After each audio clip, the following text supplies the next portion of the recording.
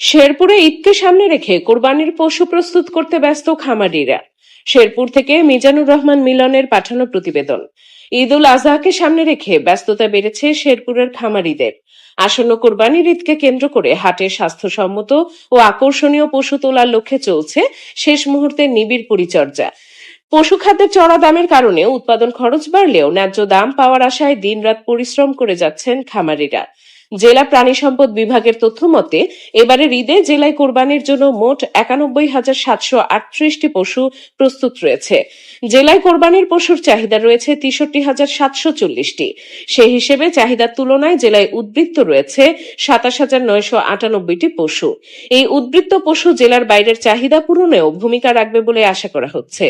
জেলায় মোট ২০টি পশুর হাট রয়েছে। ক্রেতা বিক্রেতাদের সুবিধার্থে এবং পশুর স্বাস্থ্য সুরক্ষায় হাটগুলোতে কাজ করছে ১৮টি ভেটেরিনারি মেডিকেল টিম। চোরাই পথে ভারতীয় গরু যেন প্রবেশ করতে না পারে সেজন্য সীমান্ত এলাকায় বিশেষ নজরদারি এবং হাটে লেনদেনের সুবিধার্থে জাল টাকা শনাক্তকরণে প্রয়োজনীয় ব্যবস্থা গ্রহণ করার কথা জানান জেলা প্রাণী সম্পদ বিভাগের কর্মকর্তা।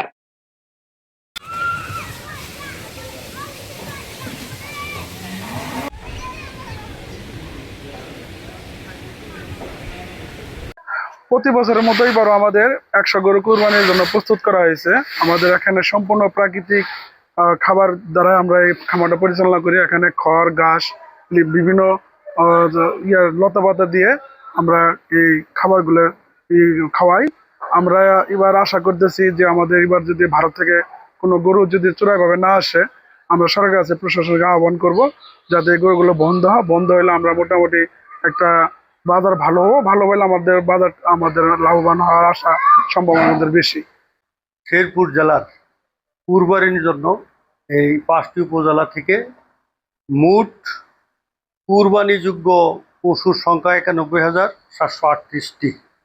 তার মধ্যে শেরপুর জেলার আভ্যন্তরীণ চাহিদা আছে ৬৩,৭৪০ এবং উদ্বৃত্ত থাকবে ২৭,৯৯৮টি পশু, যেটি আমাদের শেরপুর থেকে বাইরের অন্যান্য হাট বাজারে চলে যাবে এবং কুরবানির চাহিদা পুরা করবে।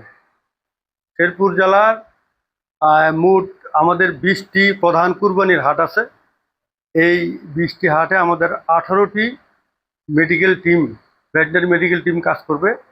এই টিমে কাছ থেকে আমাদের যারা পশু ক্রেতা এবং বিক্রেতা উভয়ই সেবা পাবে।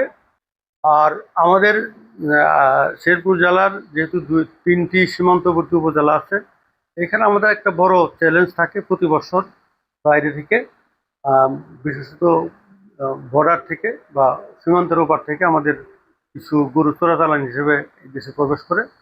ফলে আমাদের কৃষকেরা যে তারা সারা বছর তারা যে গরু লালন পালন করে একটা লাভের প্রত্যাশা করে, তো চোরাই গরু আসার পরে তো এইখানে খামারের একটু ক্ষতিগ্রস্ত হয়।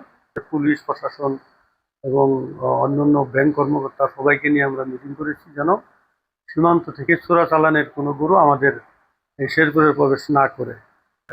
জাল টাকা নির্ণয়ের মেশিন থাকবে এবং টাকা গণনার মেশিন থাকবে, যাতে আমাদের খামারিরা বা যারা গরু পাইকার কিংবা ক্রেতা বিক্রেতা উভয়ই এখান থেকে তারা সেগুলো সেবা নিতে পারে।